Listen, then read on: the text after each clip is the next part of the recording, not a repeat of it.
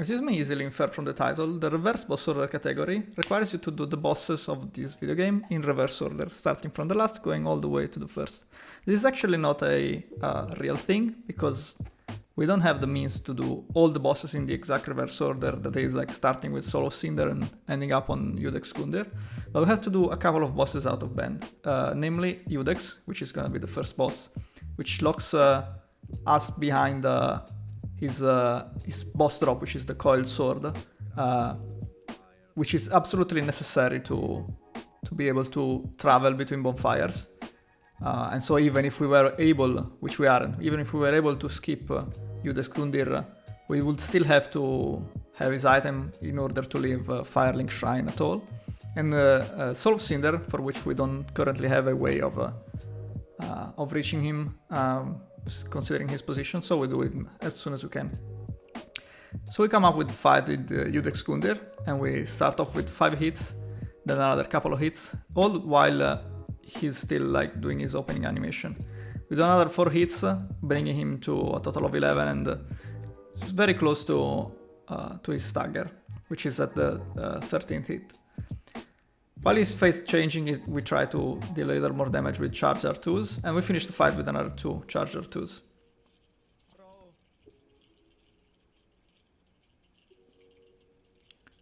Going back to what we said before, Soul of Cinder is located geographically straight below of the Firelink area, where we are right now, and we do not have a means of reaching him, because we would need a way of lowering our height, which we currently don't have, besides what we do in the teardrop glitch, which we are going to see plenty of during the course of the run.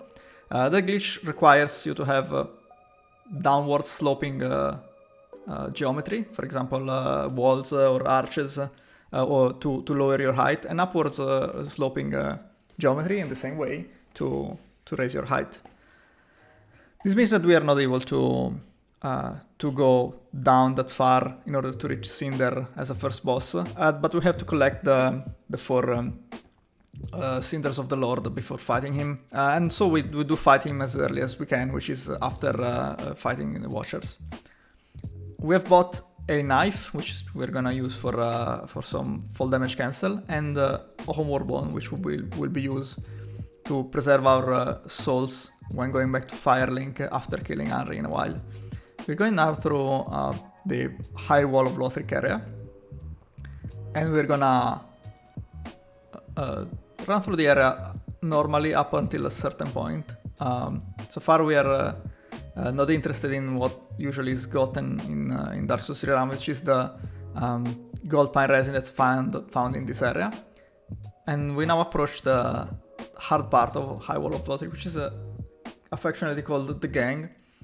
It's these 3 or 4 guys coming up that are usually like not too kind to us and try to stop us in our tracks. But we fortunately got through. We take this bonfire up the stairs out of caution. We don't really need it though, it's just a safety measure. Coming up is the first like leg of the Vord skip, since of course like we want to reach the next area, but we don't want to fight Vord. So the first thing that we do is it's called a ladder animation cancel. The way this is performed is like by facing a ladder and having an enemy in our sight, we press interact and lock on at the same time, almost the same time. Let's say one or 2 frames of difference. You will see that the character does a weird turnaround animation, and the Homeward Bone and the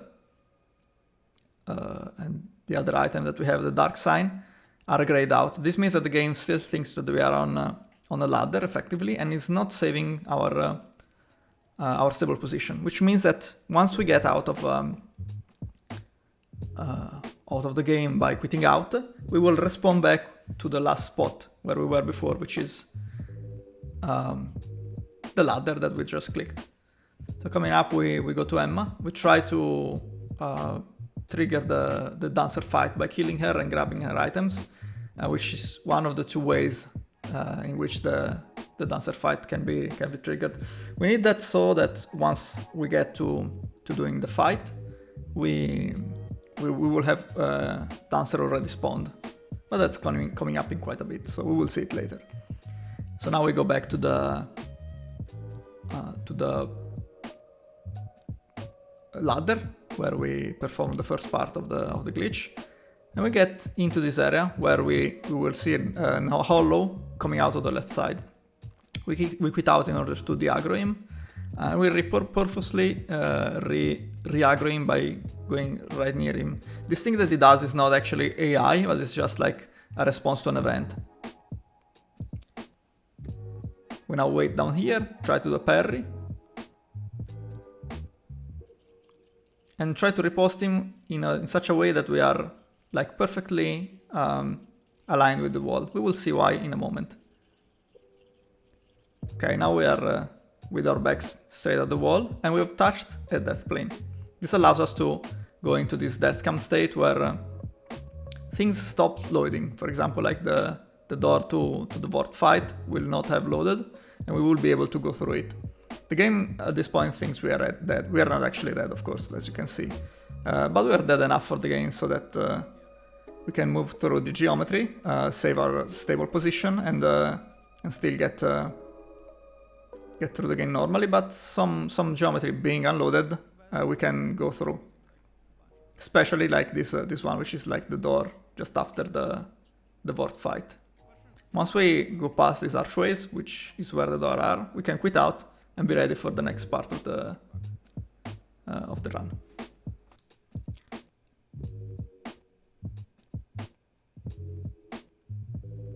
You can see how we spawned beyond Vort's door, and this allows us to, after having grabbed the item from Emma, the old lady which we killed earlier, allows us to go to the undead settlement. In this area we're just going to run through it. We're gonna grab a few, like this bonfire, which we will use like at the very end of the run to reach Greatwood, which is one of the last few bosses that we're ever going to do. And we'll also pick up a couple of items along the way.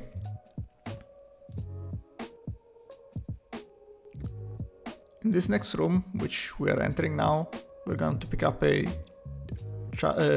charcoal pine bundle, which is an item that we're going to use as a quick buff against a lizard later on in Archives, which we will get Twinkling Titanites from. Twinkling Titanites are going to be used to upgrade the weapon of choice for this run, which is the Unreal Straight Sword, which we are going to also pick up in a little bit. We move beyond this trolls area, and we cast Spook in order to be able to get down.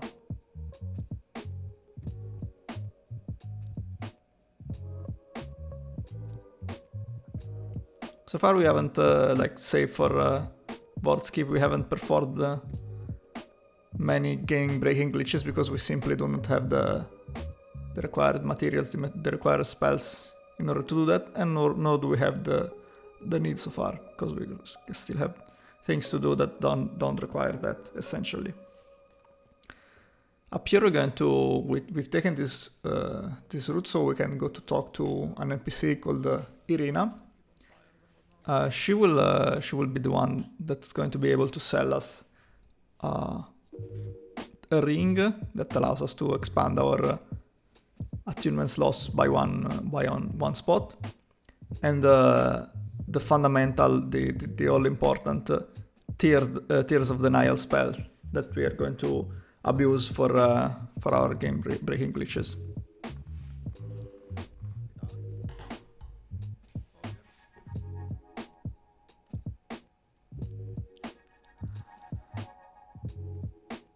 We're going to briefly skip this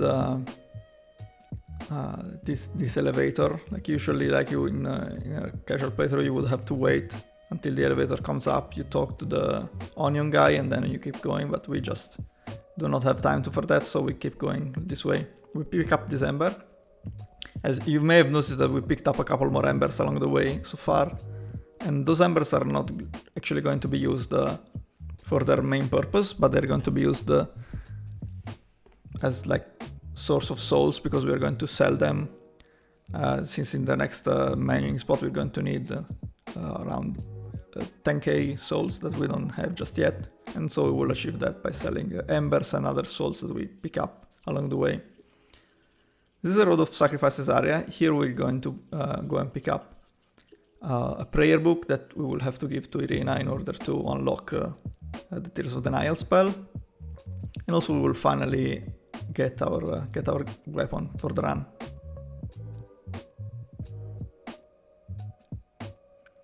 Jump down here. We have to be very careful about these dogs because they are erratic. We will have a chance surely to explain why these dogs are so erratic in this game. There is a very neat and interesting technical explanation that we will get to later, since these are not the first and nor the last dogs that we're going to have to face during the course of the run. We light this bonfire, and here we can see the Henry and Horace NPCs. They're usually like friendly NPCs, but we will immediately like solve this friendliness problem by hitting them in this particular way.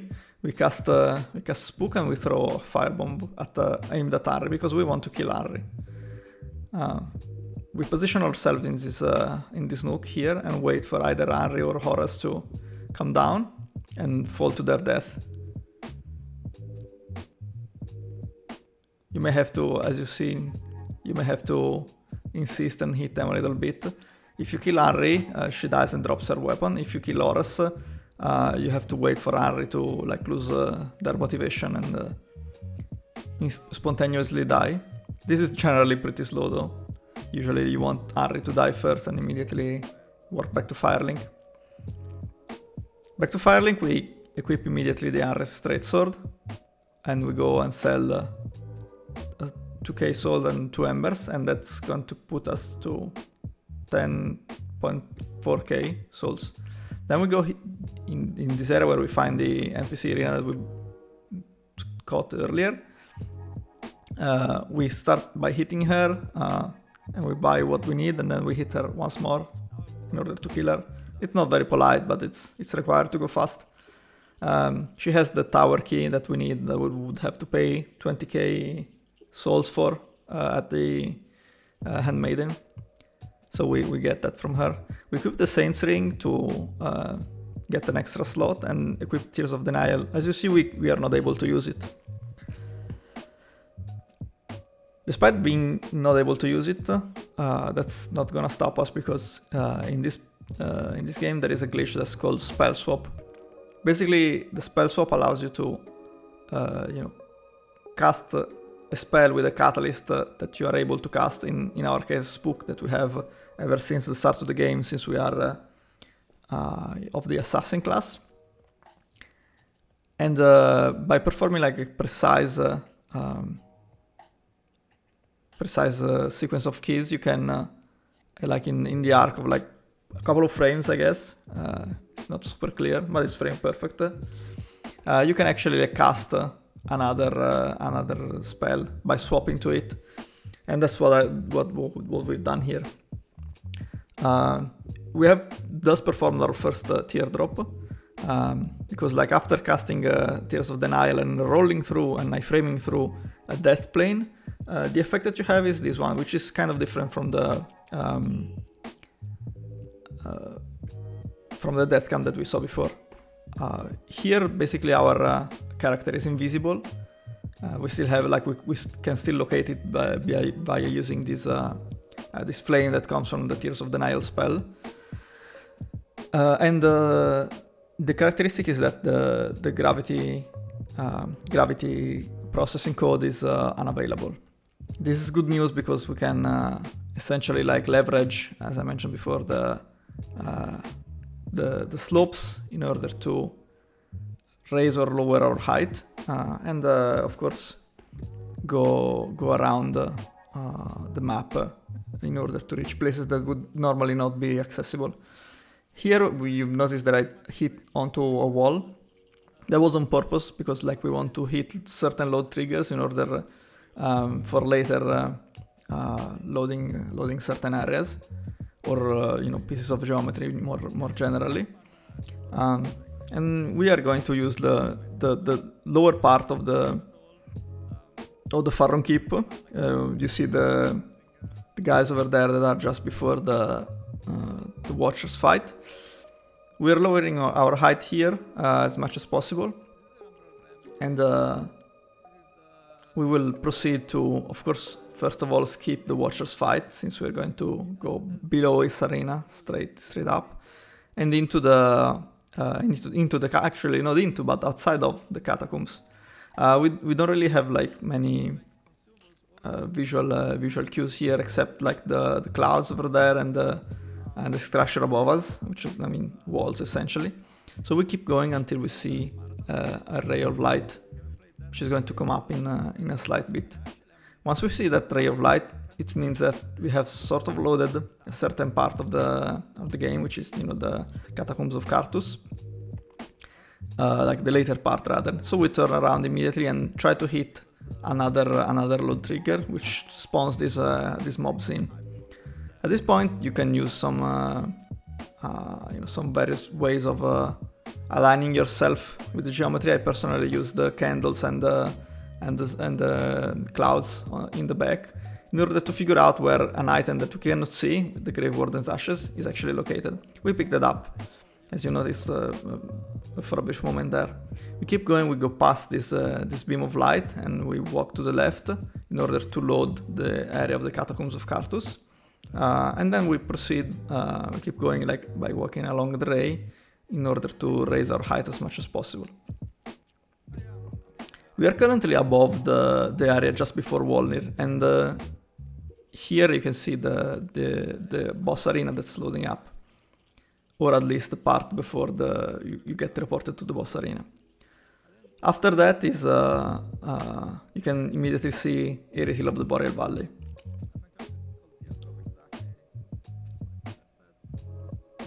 We go below here, we use the stairs to lower our height and be able to pass through to the other side, and we raise our height here so that we can climb past this railing. We light our bonfire, which is gonna be used a couple of times later in order to get to other bosses, and we head towards a luckily positioned building, which you can see all the way over there. And that will mark the end of our first teardrop trip. What we do here is like we touch the very top of the building in order to like set a stable position and quit out so that we can like remove the effect of the Tears of Denial spell.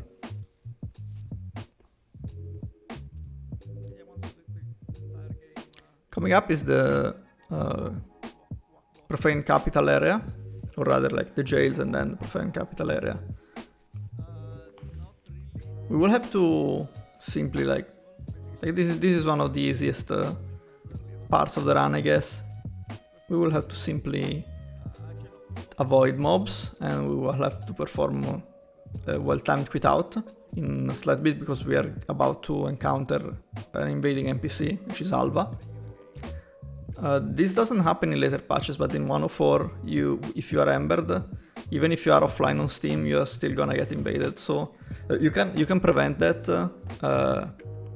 by quitting out, by opening the quit out menu before the invader spawns, and like by pressing quit out once the invader has finished spawning, so that you sort of block their spawn.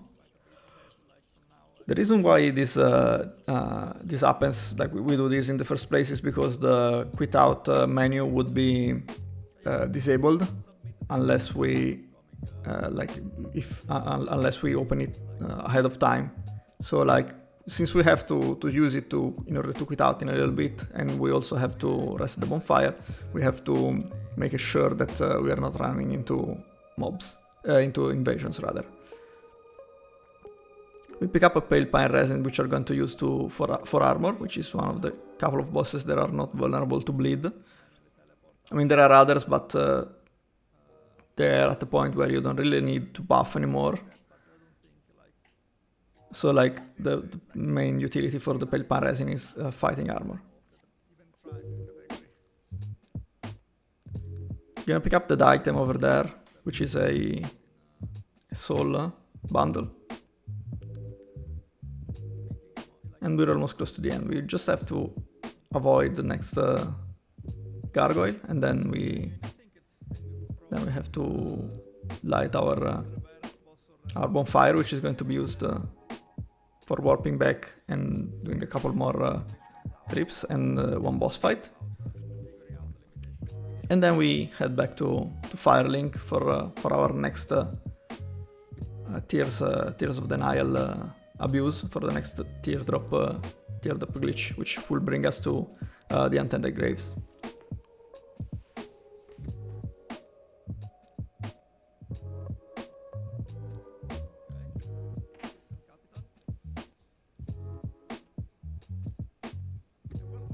As a security measure, we just use our Undead Bone Shards so that we have a bit more healing power over the course of the run.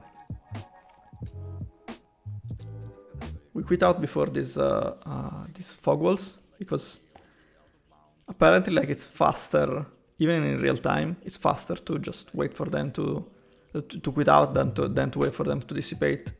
Because those are a sort of a way of avoiding too much loading, and so like they're pretty slow. We have positioned ourselves in this position and apparently thrown a couple of fire bombs completely in the middle of nowhere, but we actually hit a crystal lizard that's going to grant us one Twinkling Titanites, which again we're going to use to upgrade our weapon.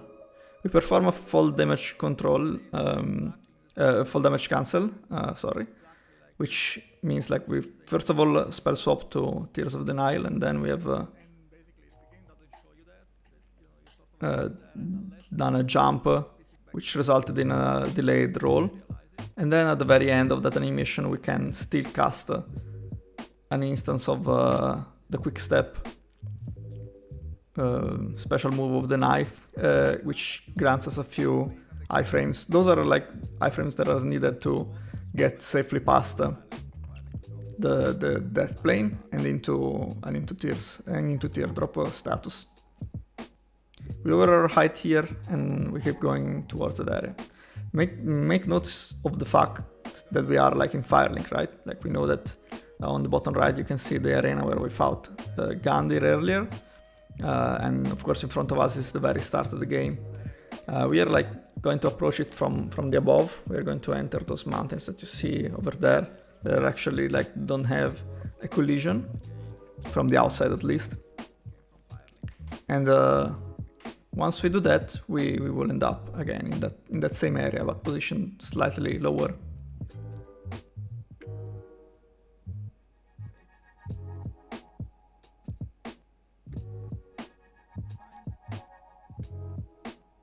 Okay, we make sure to touch an item of the area so that, you know, the stuff starts loading in, the trees, the walls and so on, and the message Cemetery Rush appears. And then, again, notice that we are like in plain light of day. And we're going to approach this hole on the wall that we haven't gone through earlier though. So we try to lower our height, and in order to load the adjacent area, which is loaded now, like as you can see, like there is a wall, and we're all through that wall. That's actually an imaginary wall that brings us in the area beyond, just past the Osiris fight. We go here to grab a gesture that's going to be necessary for entering the Nameless King area, Archdrake Peak. Now I wanna like point to the fact that if we go back to where we came from, now it's all dark, and this area is in fact the Untended Graves. It's speculated that this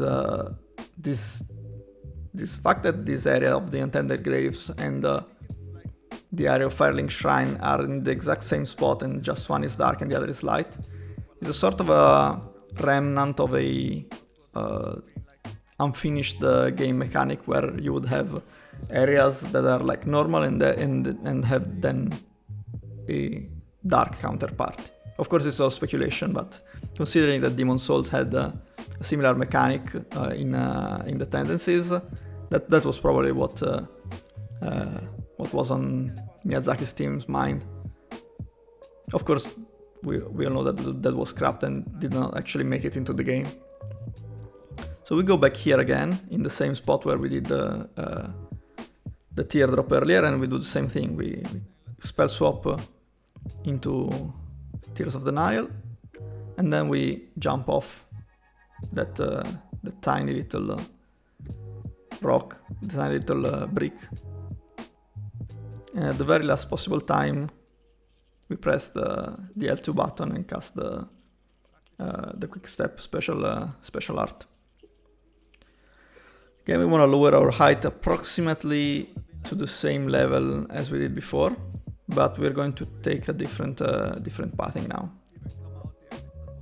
This would be probably a good place to read donations, since I mean the sort of earlier working area is completely identical to before, and it's also pretty long and drawn out. Otherwise, if there are no donations, one can explain why in the run you can see the runners spamming equipping and unequipping the unrestrained sword. The reason is that you want to, like, when you equip this weapon, you immediately get 1 tick of health, and then for each subsequent second you get 1 tick of health. But if you spam it, of course you get immediately that first tick of health, and you can quickly, or like not so quickly, but quickly enough, recover a bit of health.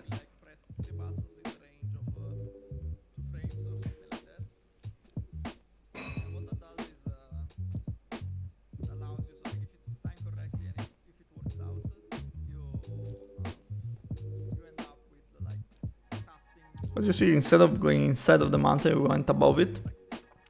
That's in order to go above the hole that we entered into before. So we're going to just travel out of bounds a little bit here.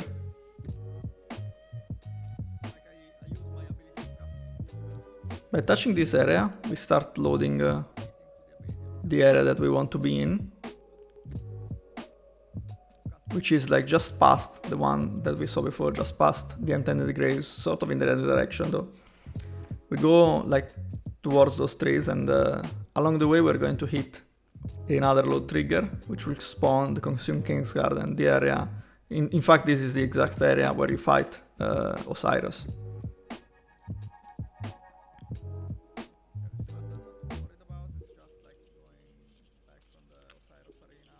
We move through it and we try to send up an elevator, which will, like, on one hand allow us to like open a shortcut to Osiris to get later when the time comes to actually fight him. And on the other also allows us to reach Lothric Castle, which is another area where we need to do some business coming up. So we equip, we do some menuing while we ride the elevator up.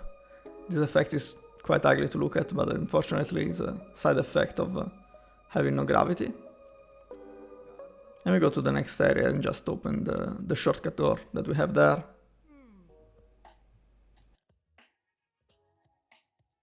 Using on Princess unrestrained sword, because like we are on patch 104, and on patch 104 like bleed goes up and bleed. The shortcut opens up the area Lothric Castle, which we will traverse and start gathering some materials, and of course bonfires for later usage. Still use the geometry to quickly navigate the areas. We light this bonfire, which we will use for accessing Osiris and Dancer. We rest to recover some FP in case we have to cast Tears of the Nile again for security purposes, since this area is pretty scary. There are many mobs that can one-shot you and gank you, so it's better not to incur any risk, because otherwise, like, the way back is very, very long. Talking like up to 10 minutes of time loss potential. Grab a Twinkling Titanite, we make our way past these guys. And we climb the geometry a little bit.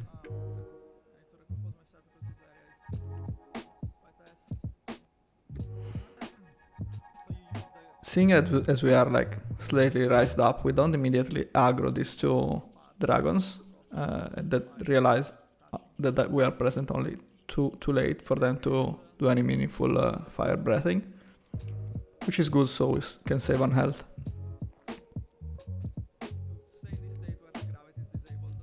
Get past these hollow guys, and we grab this soul object that's over here, and we keep going towards the next area.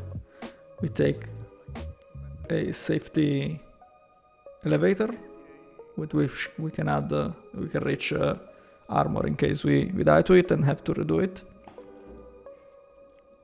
And then climb this staircase in order to raise our height. This is another way, of course, a bit more obvious about how to raise your height in this state, since you are still able to interact with the geometry. We're gonna now skip the Dragon Slayer armor arena, and we approach the archives area.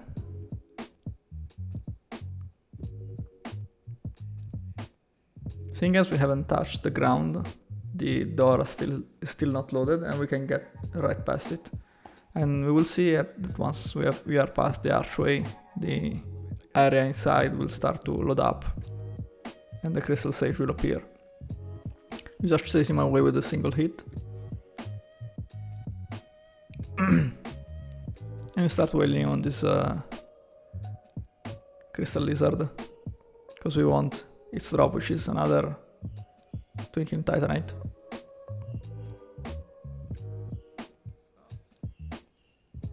We grab another twinkling titanite that's conveniently, no, it's solo a crestfallen knight that's conveniently positioned on our way. We try to lower our height as much as possible, since this next lizard will require some precision. We try to keep it staggered as much as possible. And we finish it off with R1s. Have another 2 twinkling titanites. The idea is like going out of this area with 8 twinkling titanites total, and grab the other ones in the Archdragon Peak area. We raise our height a little bit here and use the railings to raise our height a little bit more as well in order to climb this part. This is quite scary because Sage can and will hurt you. We go slightly outside of the railing and we sort of slide against it in order to climb up. We again use the railings to raise our height.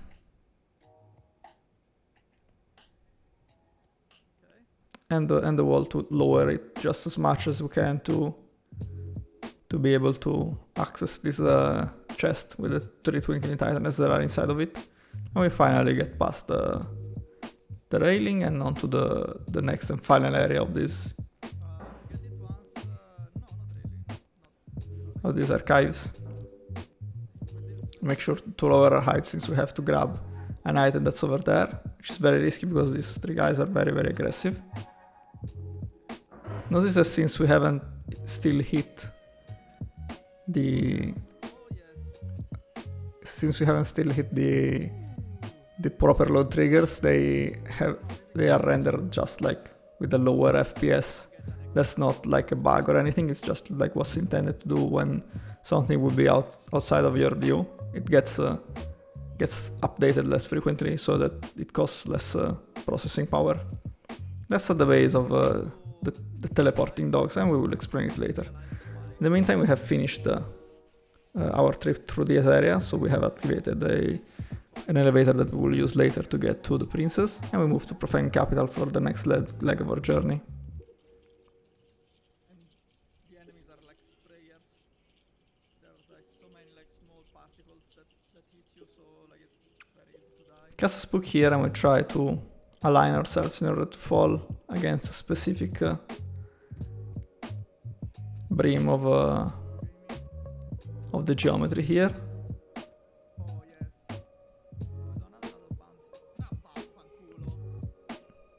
And sometimes, like, if you're not careful, you can die in these places because it's full of death planes and death triggers, so that happens sometimes.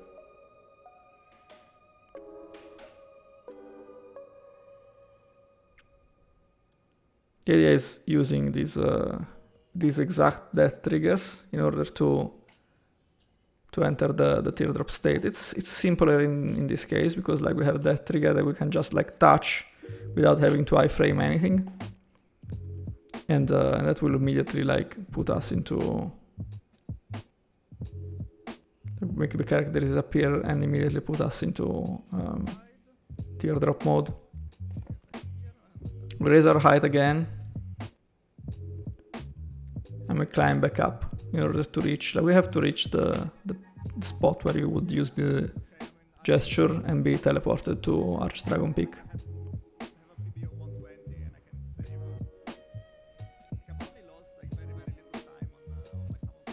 Rest at the bonfire just to recover FP for the same reason as before, and we use, if we have one, a safety, and we need one, a safety ember.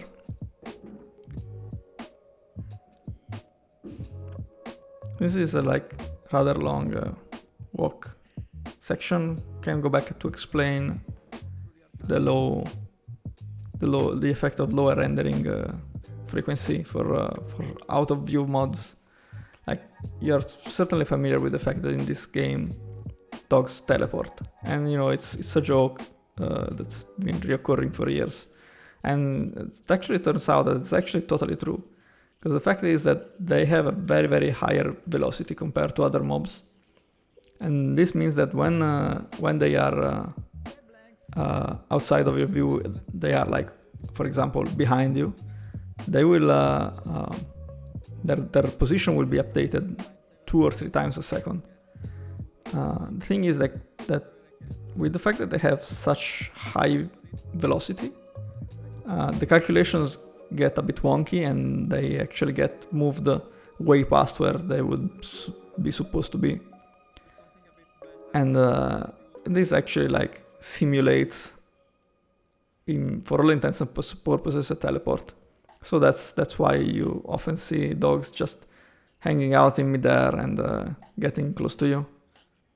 It's because like they are actually like from the game engine like canonically teleporting. And we traverse this area as normal up until here where we go out of bounds again.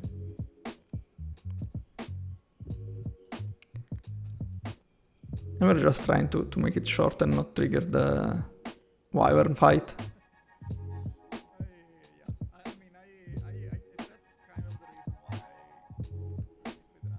This area we have to avoid a few of those lizard people attacking us.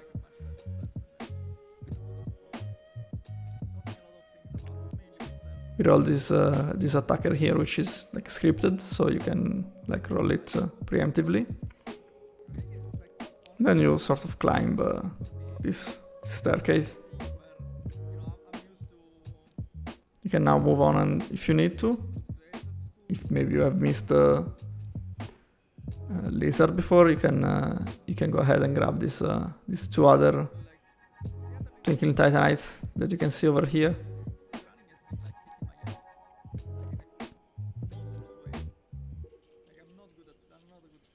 Keep going until the end of this ramp where you like climb down a short set of stairs, and we go back out of bounds. This part is super scary because you have to go back like and almost touch the bane of the existence of early days all bosses runners, which is Chain Snake. This guy has the ability of like throwing his chained axe very, very far away and like one-shot you. Used to happen all the time. But anyway, we are now at the proper height for lighting this bonfire.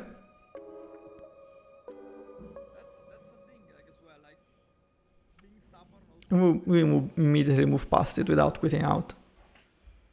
In one of the earlier iterations of this category, you would just quit out there and then keep going in the normal route. But this is slightly faster, if a bit riskier.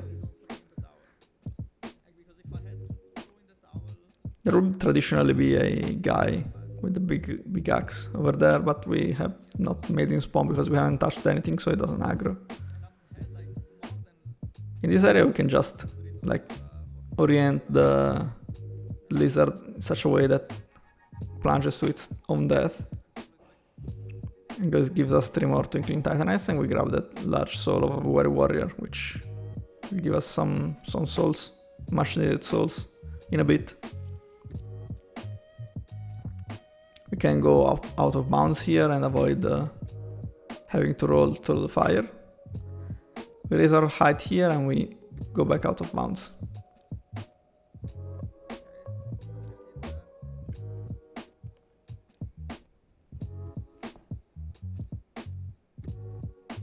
Get real close to this fire lizard and hopefully she will fall down.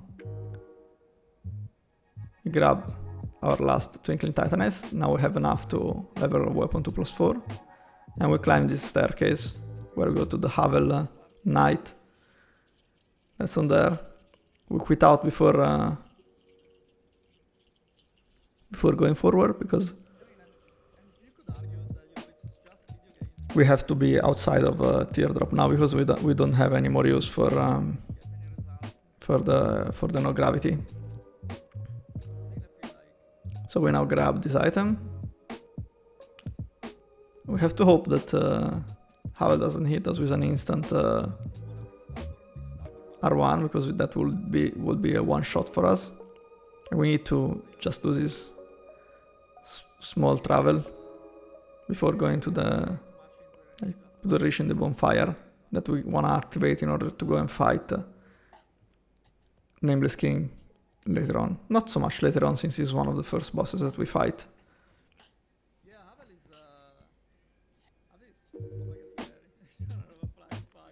We have finished with our going around and we can start entering like the next part of the game where we actually go and fight bosses. First of all, like we need some setup here. We need to sell all the souls that we have picked up over time. We purchase 11 Cartus Rouges that we're going to use as a buff. And 11 Homeward Bones. We level up our weapons to +5 and we level luck all the way up.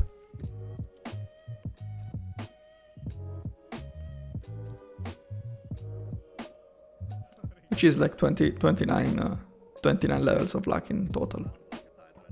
We're going to want to raise it even further later on. But for now, that will do. The reason why we use luck and Cartus Rouge is that Unrestrained Sword scales secretly against luck. So that makes it like leveling luck a very good proposition. And also luck increases the frequency of proccing of the special statuses, for example poison or bleed. Since we are going to need a lot of bleed, we do that. We'll rely on luck for both of our like damage from non special status sources and from the bleeding. We have went for a bit of a detour first by killing this big lizard in order to get the Pontiff's Night Ring. That item will allow us to deal more damage on sequences of many attacks, which we want to do because like we want to have an optimal usage of stamina. And doing combos is generally conducive to that.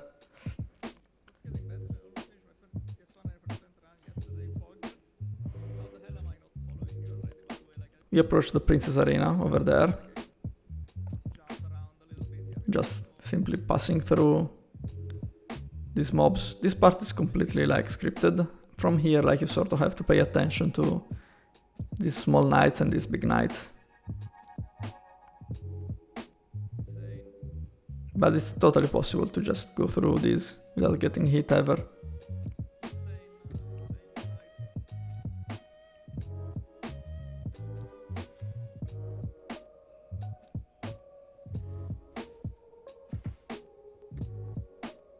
You can optionally cast, for safety reasons, another instance of Tears of Denial. We're not gonna use it for the glitch here, we just use it for having an extra hit in the tank. We enter this fight. We wanna like keep this boss as close as possible to the point where he spawned. We will see why in a bit. Fortunately, it's not too cooperative, and it's not been handled really well by myself either.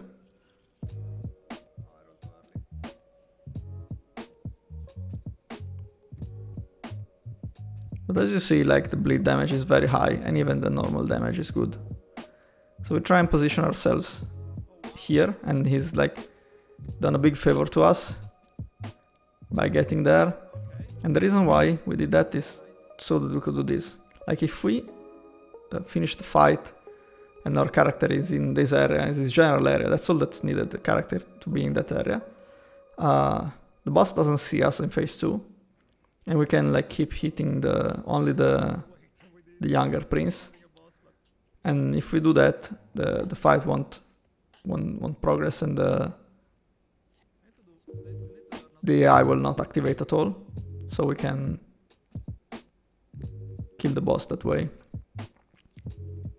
It's tricky, like it's very easy to just aim outside because like you're not actually hitting this exact hitbox, so that's kind of scary, but it's definitely doable with a bit of patience, and you can always improve. So this was our first correctly ordered, so to speak, boss. After that we go into the next boss, which is Dragon Slayer Armor.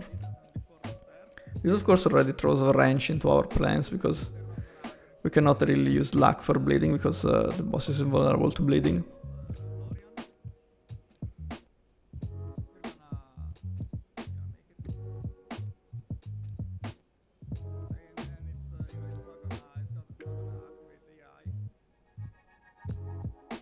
The fight looks pretty much identical to other categories, except that we are using a straight sword here.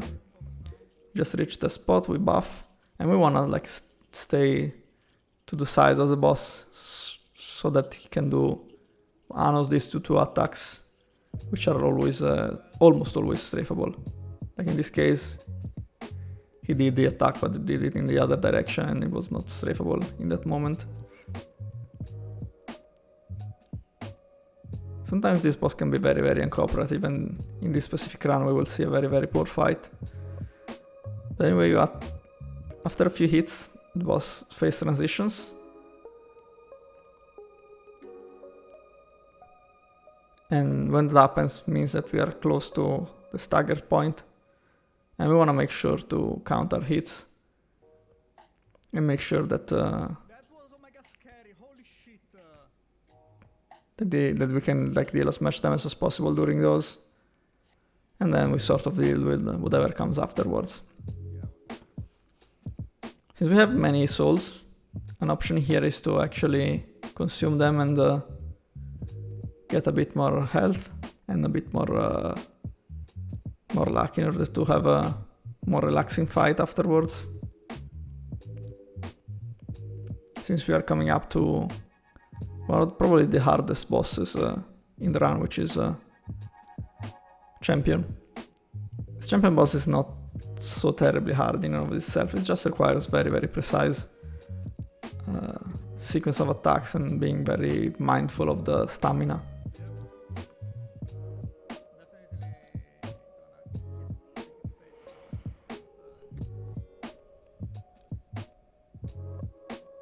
So we open up the quit out menu again, because Kriemhild is going to invade us again. Maybe not again, this is our first time, but we're gonna get another invasion, much like Alva a while ago.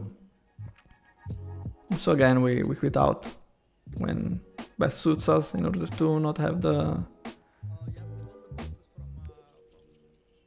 NPC spawn.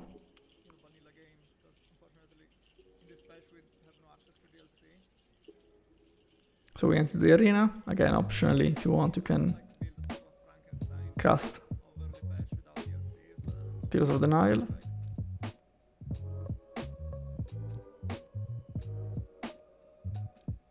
Then we buff the sword and we keep our small shield out because we're gonna have to do a whole lot of parrying. So we start off with 5 attacks.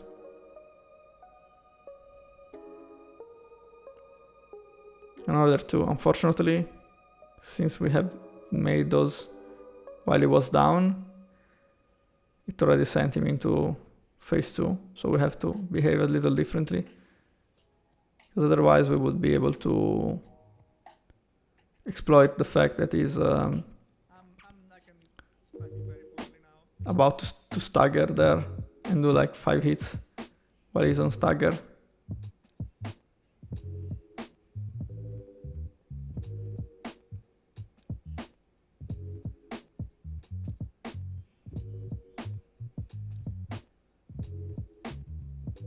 And the fight is over. It was a very, very good fight. It's very easy to lose a lot of time in fights when they are like as sort of scripted as that, because if you fail for any reason the sequence that you are supposed to do, you're gonna end up in a bad spot. Next up we level up 17 endurance so that you can do 6 hits in a combo, and we go to Nameless King.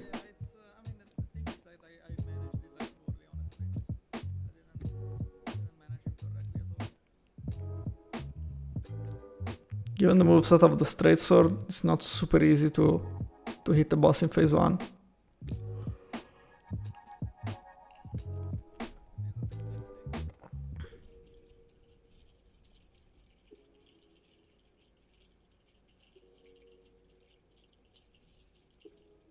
Again, we can do an impromptu Tears of the Nile cast, since we don't really have a lot of health.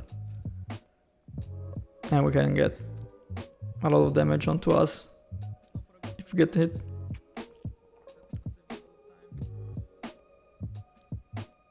In phase 1, one or two openers can happen. One is this one, is the good one. And the other one like has the boss teleport away a little bit and makes it very hard to hit.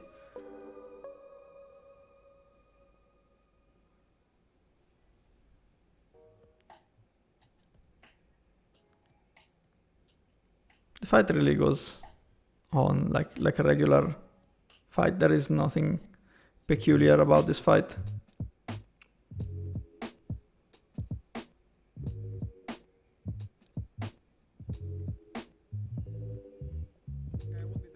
You see the effect of Tears of the Nile here, where we survived with 1 HP.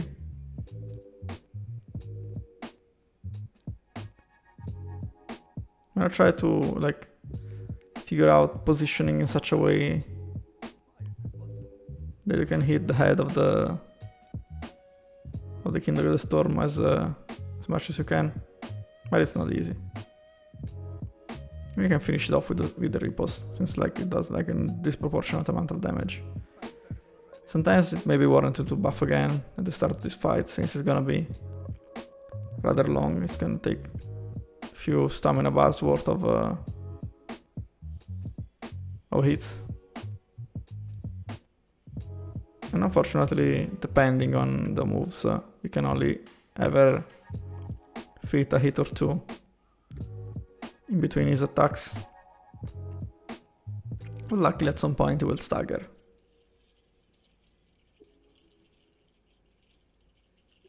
And then you can get a bleed proc in, and he will do this phase change that's completely like avoidable by just going to his side. And like starting from a full stamina bar, you can just keep wailing on him until he staggers again, and then you can finish it off.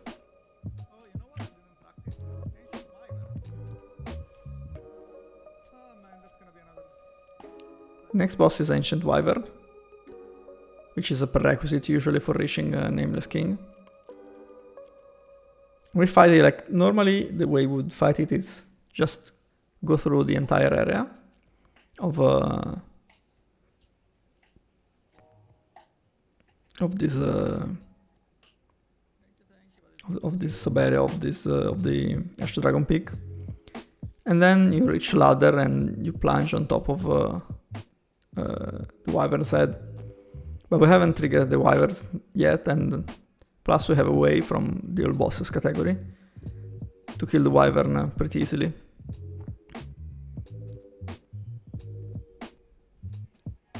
The way this happens is that we just go into the fight as normal, and then we put ourselves in a given position. The gimmick in this boss is that it's not gonna get damaged much at all, but if you manage to plunge on its head, it's gonna die instantly. That's what we're gonna simulate, and what we do here is like normally you would have to like jump down from a very high position, and what we do here is just we do a running R2 off of that ledge that we just saw, and this allows us to sort of like stay in the air, and the game thinks that we are like plunging from some height somewhere, and this makes it so that the boss dies immediately. If well performed, this should be like an immediate and very fast happening, but sometimes it takes a few tries.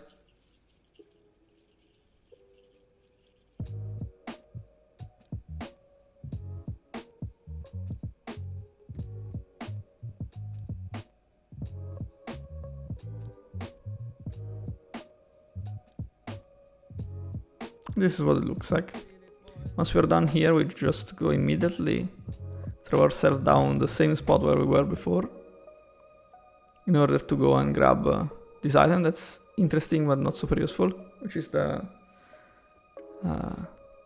ring that sort of acts as an extra piece of armor and has the characteristic of any other like single piece of armor, included being very like much heftier than other items, other like rings rather. So we end up here with a lot of souls, and we decide to spend some. It's not really necessary at this point, but it's a good thing, and with a bit more luck, we can save almost a hit on most bosses going forward, which is like adds up in terms of time. So we're gonna fight Osiris. We're gonna like go through the part that we opened earlier in sort of the intended order.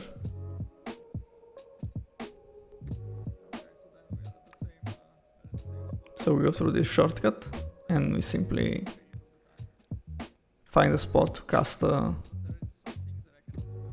teardrop again, and we keep going.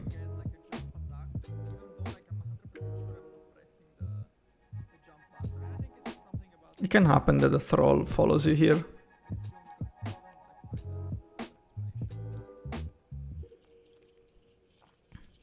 You can sort of like take a shortcut here by, instead of going like all the way down, we fall down a little bit and we can get closer to the boss arena.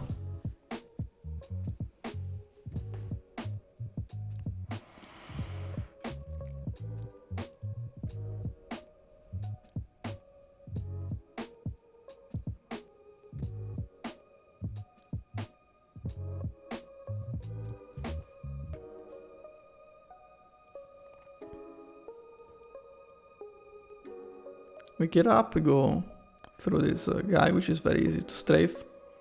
And we enter the arena and we cast again the Cartus Rouge that will allow us to deal a lot of damage to the boss.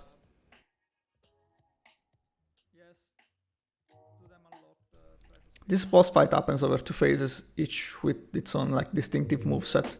They are like quite different from one another. In the first one you want to be like very very close to him, to his body, because like he has some sort of a blind spot that allows you to avoid most attacks. Unfortunately, you can also spew this fog that hurts you while you walk through it, And sometimes it can happen that the boss maybe gets staggered and then gets inside of it and you cannot really do anything about it. Especially if he's like halfway hiding inside geometry like he always does. In phase 2 you can sort of exploit the fact that he spins around a lot. And of course the fact that his head is now more visible and more reachable to stagger him quite a bit. Unfortunately, he can still like attack you with these wide sweeping attacks, and also doing this very interesting and fun so-called insta-charge, because it's an attack with basically no lead time that can deal very, very big damage.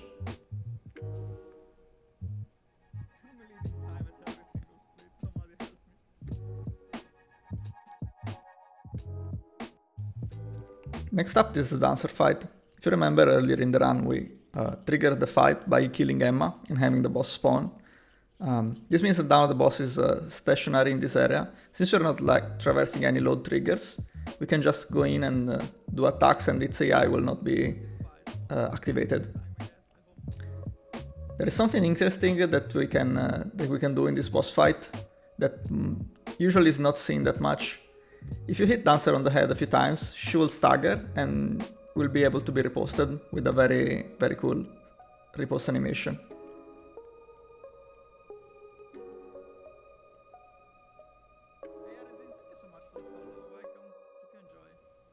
We now travel towards Profane Capital to go fight Yorm, our next boss. This would be an ideal spot for donations since there is not much going on.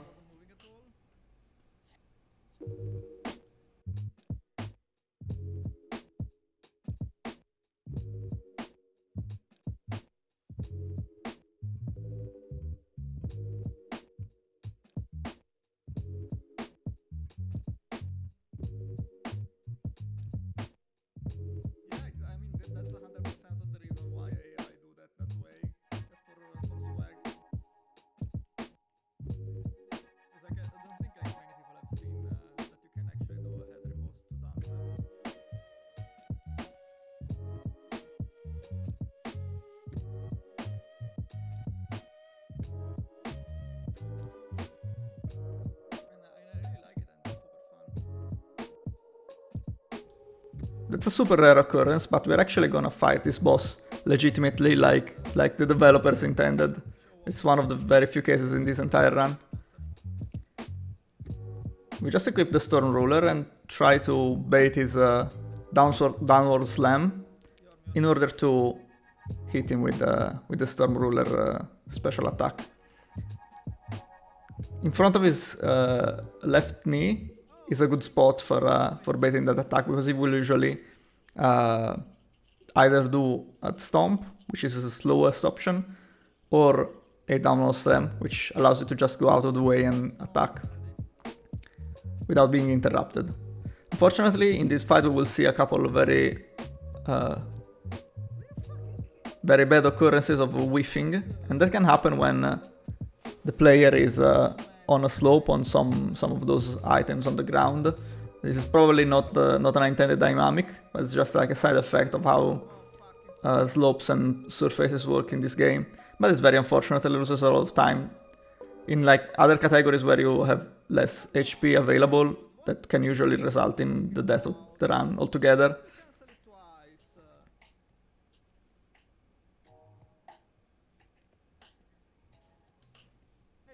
After the 5th hit, the boss is gone. We can swap back to our straight sword and teleport back in order to go and make our way to the next boss, which is Aldrich.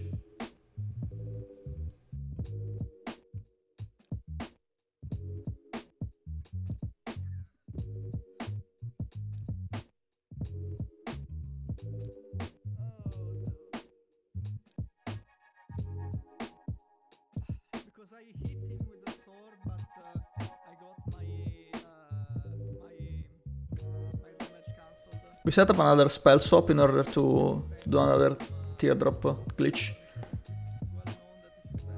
We are back in the area where we went out of our first teardrop travel, and we wanna now keep going from there in order to reach the Aldrich Arena. To do that we just jump over the railing and press L2 at a certain spot in order to iframe with the knife weapon art the death plane.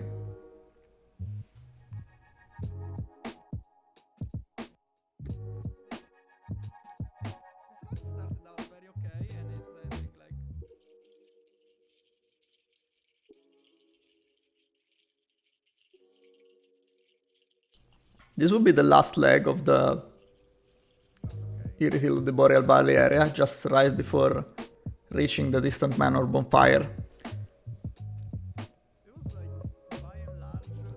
So we are sort of running it in the opposite direction, because that way we can reach more easily Anor Londo.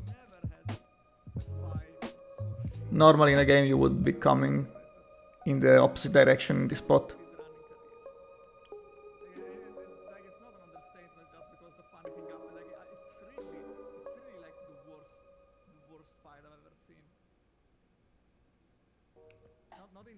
Get back out in this open area and then we use the geometry out of bounds in order to raise our height and get us to a favorable position for the next part.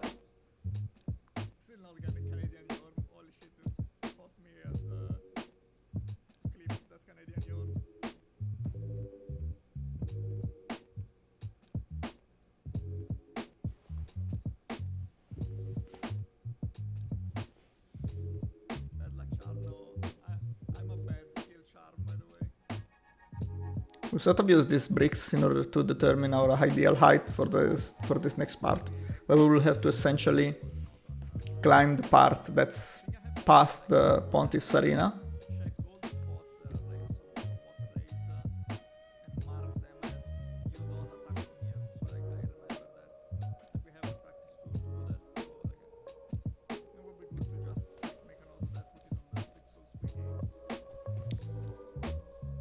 We climb this rooftop and try to further raise our height by using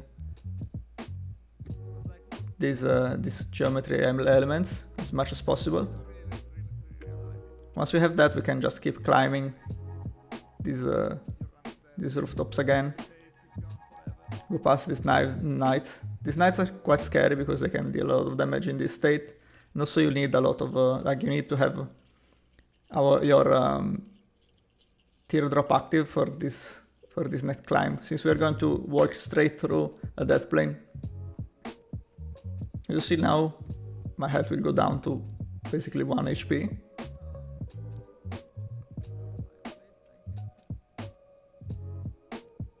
But we're still alive and we can climb this part.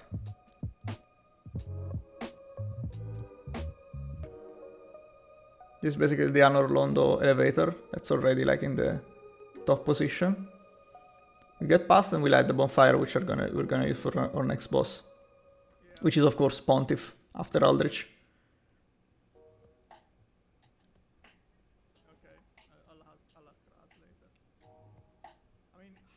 These knights are always strafable in a normal run,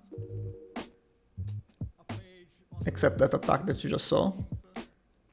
But this second knight can usually catch up with you if you're not careful, so you need to pay attention while you're raising your height. We raised our height in order to get out of bounds and back into the Aldrich Arena. And what we're doing now is just like raising our height using the this staircase, the external part of the staircase, like that's conveniently situated there in order to reach the boss, and a height that allows us to hit the boss. The boss is of course completely not moving, because of course we haven't triggered his AI by entering the fog gate.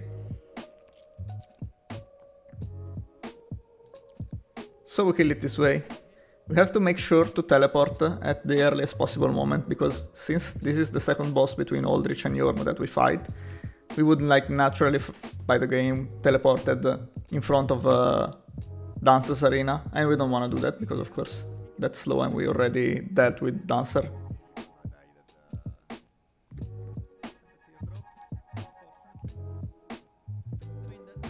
We move on to the Pontiff fight. The way we do that is just by doing a spook without. The really first one that we have to do in this run, whereas like in other categories is a very common glitch to perform.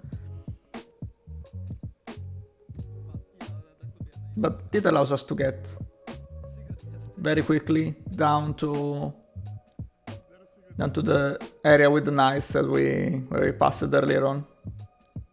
We just have to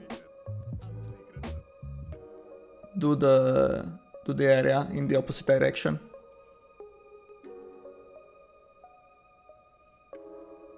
These knights are easily dealt with, but this next part just before the boss arena is quite annoying because there are a lot of fireballs flying around and you wanna be aware of them and try to avoid them.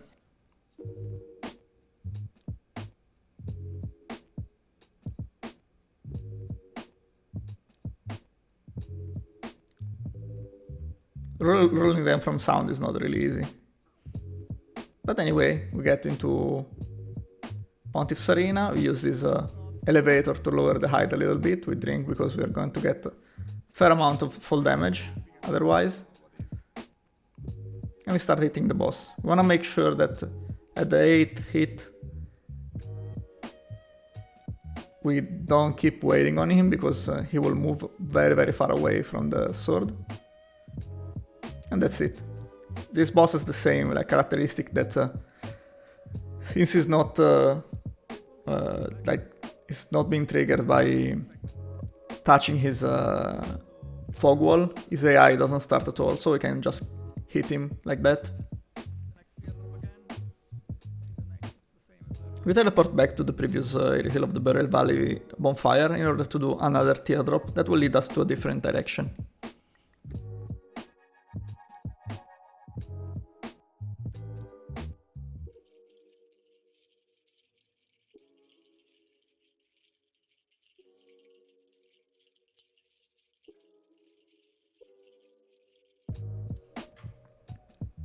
You do the same teardrop as before, but we're just gonna go into the opposite direction, which is back where we came from all the way at the start of the run.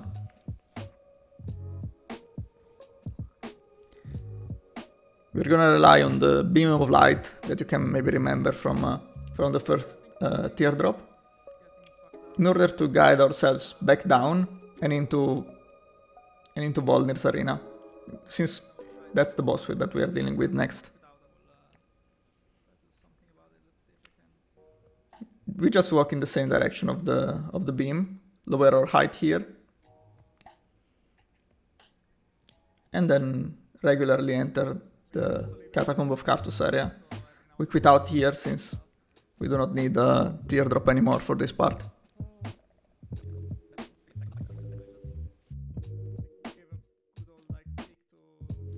These points we are facing bosses that are just way too weak for us to be worried about. This boss specifically will require just 2 hits for the first bracelet, 3 hits for the second one. It's actually 4 because of the way he iframes the first one, and 2 for the third one. And we actually are able to get the so-called quick kill, because if we manage to destroy his third bracelet before he's finished his animation, the death prompt happens way quicker. We quit out here immediately in order to be spawned outside of the door. And we move on to the next boss, which is All Demon King. This is usually the last boss that's executed in an all bosses speedrun. And it's usually like a pushover because it doesn't really provide any sort of threat to us. Unfortunately, in this specific category, he has a bit more leeway to do damage, and so it's kinda riskier. So we take a safety bonfire.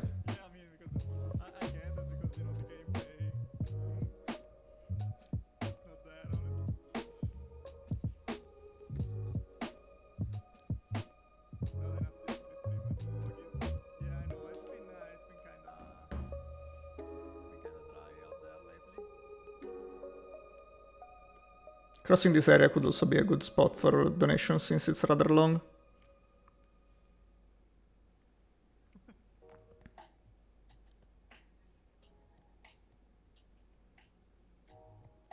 We quit out here to despawn the big snake. And actually be able to go past it.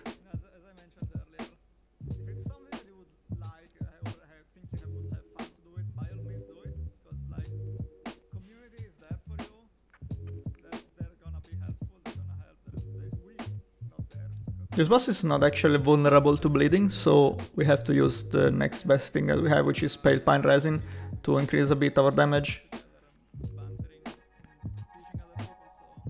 If we had a human pine resin, would be even better, because the boss is particularly susceptible to dark damage, but we don't have one, so we use what we have.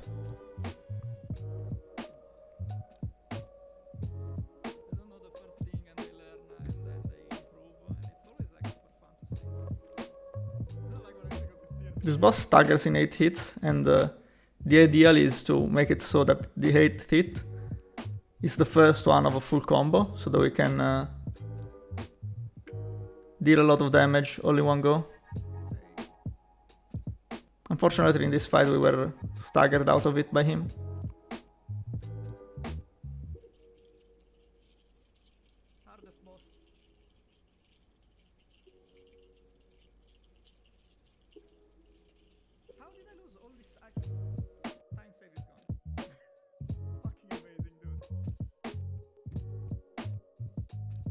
Next up, we move on to the Watcher's boss fight, and this will mark the last Cinder of Valor that we need to pick up.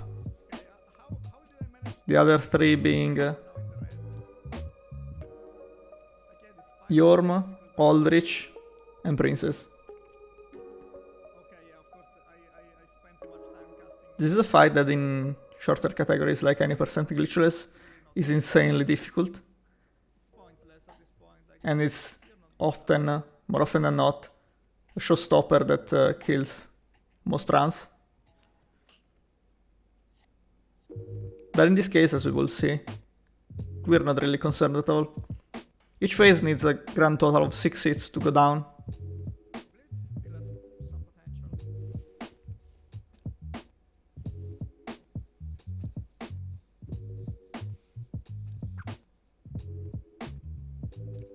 Watchers have this big backstab opening that doesn't really save much time, but allows us to keep going. And also they stagger on almost every attack except a couple of ones which are so-called hyper armor, where even if you hit, they're still gonna make the attack go through and connect. But most of their attacks you can just cancel via hitting them faster. Having collected all 4 Cinders of Lord, we are now gonna wanna place them onto the thrones via the so-called throne cancel, because normally the animations of placing the items on these thrones are super slow, but there are ways to cancel them. And specifically by having something, namely gravity in our case, interrupt the placing animation. So you see when the prompt appears, we wanna be close to a ledge so that with the momentum that we already have, we fall down and the action keeps going, but we interrupt its animation and keep going. During this loading screen, we can actually very briefly use an item, and we use the homeward bone teleporting to the previous bonfire. This will allow us to just teleport in front of Cinder instead of having to touch another bonfire. Cinder is another boss that we are going to fight, quote unquote, in a non-traditional way. Basically, this skip that we're about to perform is the same skip that you can find in other categories like all bosses or any percent no teardrop. But in those categories we do it on Watchers, and here we do it on Cinder. The mechanic is exactly the same. There is a small spot in this corner here, in this specific case, where stable position get registered. And when we trigger the boss fight, with its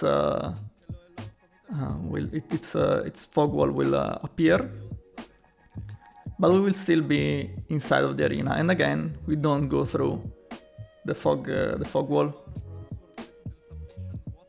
This means that the boss AI doesn't activate. The boss will still have a phase change where he can damage us, but absolutely he cannot kill us in any sort of way. And it's definitely not gonna react. Even after the phase transition, it's still going to be not moving, because this is not an actual move, but it's more of a... It's not an actual AI move, it's more of an event that happens. So his AI is still off the entire time.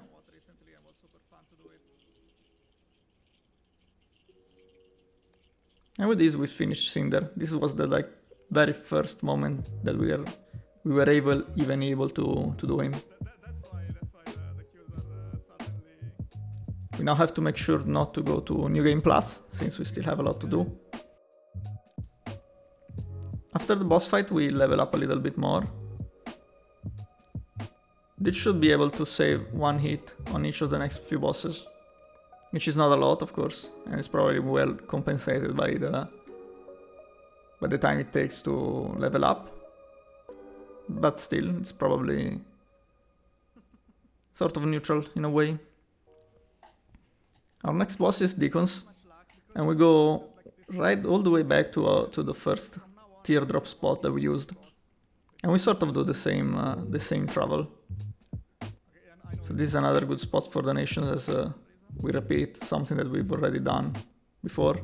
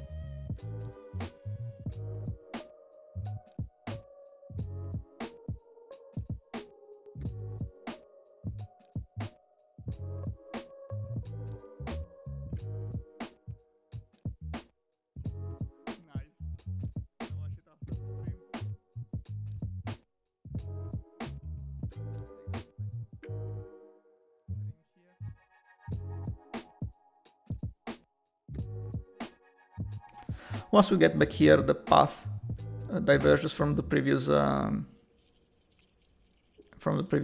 teardrop that we did in this area, and we just go and turn back and go through this door, this Pharaoh Keep door, which is a shortcut normally, and we use it to go to the Road of Sacrifices area. Here we will want to light a bonfire and go through to the Crystal Sage fight. We won't fight the Crystal Sage just yet though, because we have to first do the Deacons, since Deacons come later in the run normally than Crystal Sage does, so we skip Crystal Sage and we go to Deacons. Light this bonfire so that we can get back to it later and actually go fight Crystal Sage.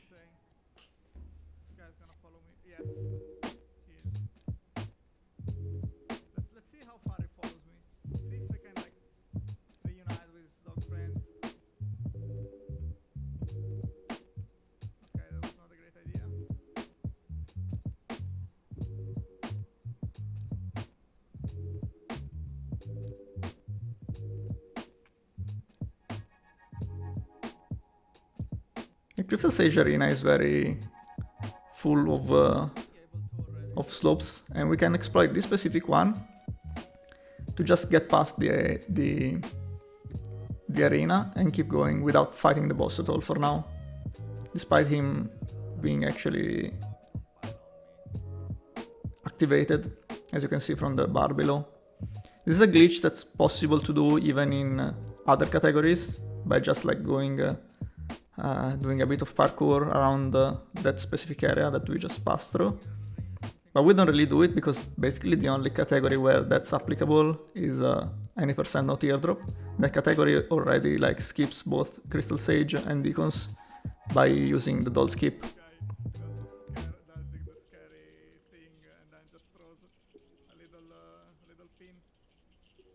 You can observe now, this is probably like our last dogs. You can observe how vicious they are and how they move around. And you'll notice that the moment that I turn my camera away from them, they will increase speed and start teleporting right around me. And this area is very, very concerning all the time, despite me having that much health.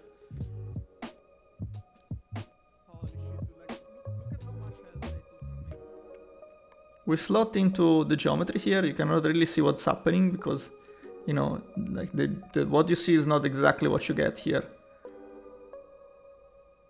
But the collisions allow us to reach a vertical position that's ideal for us to reach the arena of the Deacons of the Deep.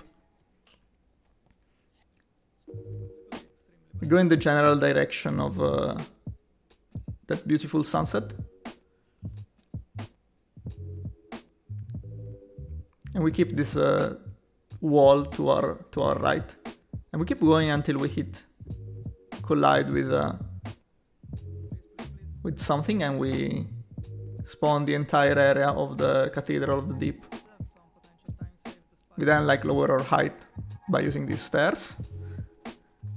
And we go below, like if you can notice up above us is the Deacon's Arena. The first Deacon, like the main boss that teleports into the fight midway, is actually here. And it's stored so that it can be moved afterwards. And we just keep hitting, we don't really like see him very well, we just keep hitting in the same place until he dies. And that's the Deacon's fight. Next up is the Crystal Sage.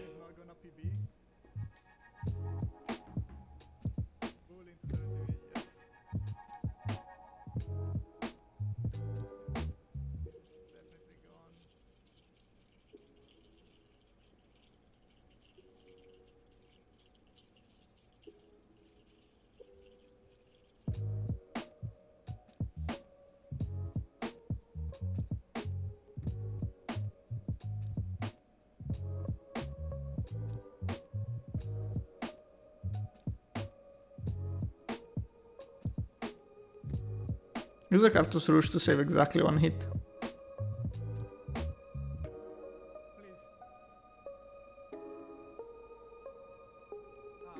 Still not enough though, we still need 6, which means one of those hits is going to have to be done like this.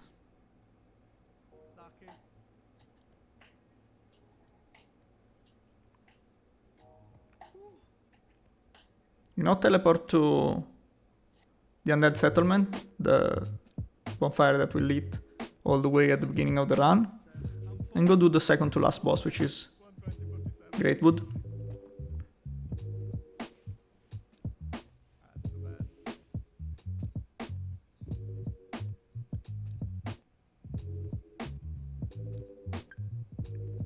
This is just a very, very normal run through. You go through the Undead Settlement and reach the Greatwood boss fight. There is not much to say here.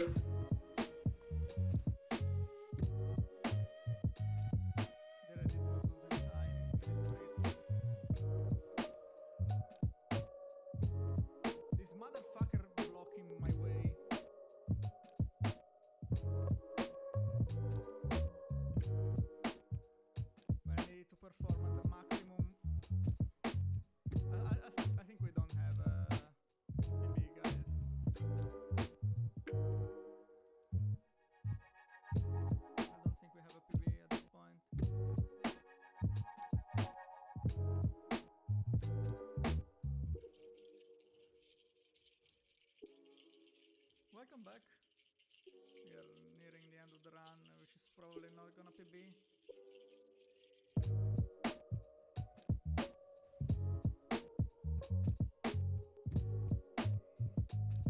This guy is gonna be in the middle and gonna like push tag. See, like,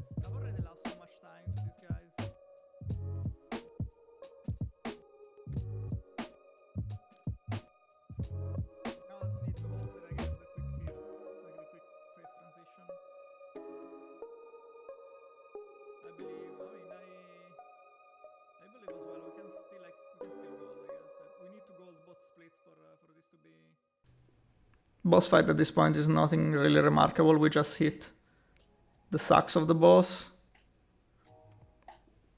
And then we move all the way in this angle so that he turns around and does the quick face change. When we confirm that he has started the face change, we go in and hit the last sack that we can reach from here. We then move to his right leg and hit another sack. I'm doing another 3 hits to the sacks in the center in order to finish the fight.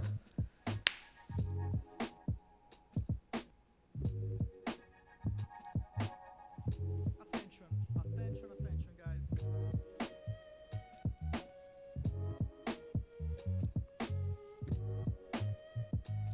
Our very last boss, Vort, that we skipped all the way in the beginning of the run, over an hour ago. We just teleport to the dancer bonfire that we lit earlier. And when we go towards the boss arena, this boss is gonna go down in all of 7 hits. And once that's done, the run is over.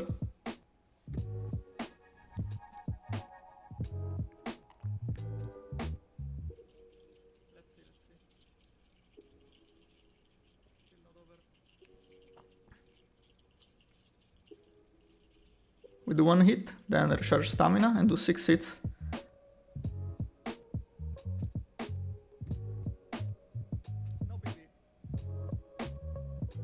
And that was Dark Souls 3 Reverse Boss Order. Thanks for watching.